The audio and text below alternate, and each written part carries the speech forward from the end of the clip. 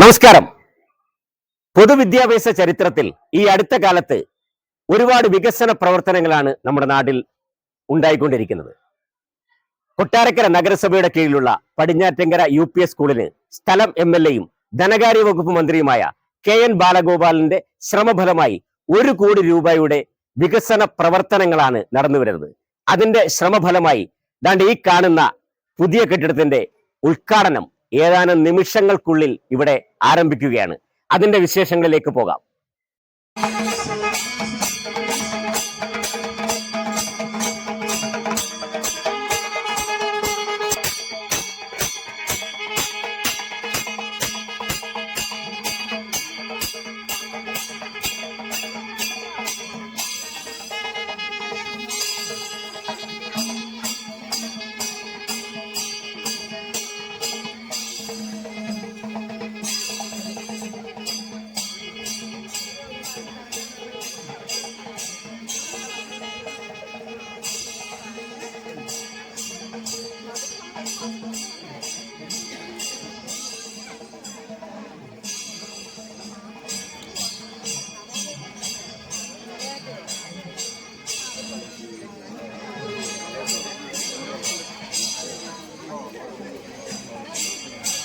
കൊട്ടാരക്കര നഗരസഭയിലെ ഉള്ള പടിഞ്ഞാറ്റങ്കര ഗവൺമെൻറ് UPSന് പൊതുവിദ്യാഭ്യാസ സംരക്ഷണ യജ്ഞത്തിൻ്റെ ഭാഗമായി സ്കൂളുകളുടെ നിലവാരം മെച്ചപ്പെടുന്നതിൽ അക്കാഡമിക് നിലവാരവും അതുപോലെ പശ്ചാത്തല സൗകര്യം മെച്ചപ്പെടുത്തുന്നതിനാവശ്യ പ്രവർത്തനം ഗവൺമെൻറ് ഒന്നാം പിണറായി സർക്കാർ കാലത്ത് ആരംഭിച്ചതാണ്.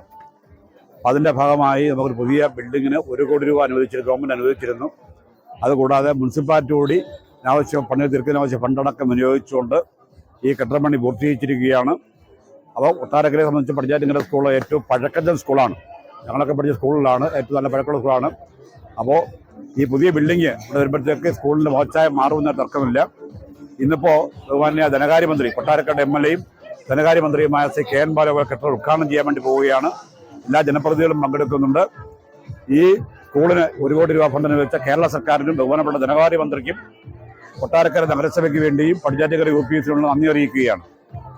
എന്നാൽ നമ്മുടെ മുൻതലമുറ എത്രയോ തലമുറ മുൻപുള്ള ആളുകൾ സ്കൂൾ തുടങ്ങിയതുകൊണ്ടാണല്ലോ 150 വർഷം മുമ്പൊക്കെ നമുക്ക് ആലോചിക്കാൻ പറ്റുമായിരുന്നോ? 1957 ഒന്നാമത്തെ മന്ത്രിസഭ EMS മന്ത്രിസഭ വന്നതിന് ശേഷം ഉണ്ടായ വിദ്യാഭ്യാസ ബില്ലിൽ അധ്യാപകർക്ക് ശമ്പളം നേരിട്ട് കൊടുക്കാൻ തുടങ്ങിയത്, എയ്ഡഡ് സംവിധാനം. അതിനു മുമ്പ് അധ്യാപകർക്ക് നേരിട്ട് ശമ്പളമില്ല. സ്കൂളുകൾ ഇങ്ങനല്ല, ഗ്രാൻഡ് സ്കൂളുകളാണ്. കോളേജുകൾ തീരെ ഇങ്ങനല്ല. പിന്നീട് കഴിഞ്ഞിട്ടാണ് നമ്മുടെ അധ്യാപകർക്ക് കോളേജ് തലത്തിൽ നേരിട്ട് ഗവൺമെൻറ്റിൻ്റെ എയ്ഡഡ് സമ്പ്രദായവും ഗവൺമെൻറ് കൂടാതെ വന്നത്. ഇന്നിപ്പോൾ നമ്മുടെ സ്കൂളുകളിലെ സൗകര്യങ്ങൾ കണ്ടാൽ പഴയ ടീച്ചർമാരൊക്കെ ഇരിപ്പുണ്ട്. പഴയ സ്കൂളിൻ്റെ സൗകര്യമാണോ ഇപ്പോഴത്തെ സ്കൂളിൻ്റെ സൗകര്യം? വളരെ വലിയ സൗകര്യമുള്ള സ്കൂളുകളാണ്. ഞാൻ തൊട്ട് മുമ്പ് ഒരു ആശുപത്രിയുടെ വാർഡുകളിലെ ചെറിയ സെൻറ്ററുകളുണ്ട്. അതൊരു സെൻറ്ററാണ്. ഒരു ആശുപത്രിക്കുള്ള പക്കാ സൗകര്യമാണ്. വെളിയെത്തിപ്പോരണം ചെയ്തിട്ട് വന്ന അവിടെ ഉദ്ഘാടനം കഴിഞ്ഞാൽ വന്നത്. നമ്മുടെ എല്ലാ സ്ഥലത്തെയും ഞാൻ ഓരോന്നും എടുത്ത് പറയുന്നില്ല, വലിയ സൗകര്യങ്ങൾ, അടിസ്ഥാന സൗകര്യത്തിൽ പ്രത്യേകിച്ച് സ്കൂളുകൾ, കോളേജുകൾ, നമ്മുടെ ആശുപത്രികളിലൊക്കെ വലിയ വ്യത്യാസം വന്നിട്ടുണ്ട്. എന്നാൽ ആളുകൾക്ക് കൂടുതൽ ആഗ്രഹങ്ങൾ ഇനിയുണ്ട്. അത് ആഗ്രഹമല്ല, ഒരു സ്വിമ്മിംഗ് പൂൾ സ്കൂളിൽ വേണമെന്ന് പറഞ്ഞാൽ ഇപ്പോൾ അത് പറ്റും, അല്ലെങ്കിൽ അത് വേണമെന്ന ബോധമുണ്ട്. അത്രേ ഉള്ളൂ, ബാക്കിയെല്ലാം ആയിട്ടുണ്ട്. സ്കൂളുകളെ പറ്റി ഇങ്ങനെ പണ്ട് ആലോചിക്കാൻ പറ്റുമായിരുന്നോ? പടിഞ്ഞാറ്റങ്കര UP സ്കൂളിന്റെ മനോഹരമായ ഡൈനിങ് ഹാൾ ഇതും ധനകാര്യ വകുപ്പ് മന്ത്രി KN ബാലഗോപാൽ കുട്ടികൾക്കായി സമർപ്പിച്ചിരിക്കുകയാണ്.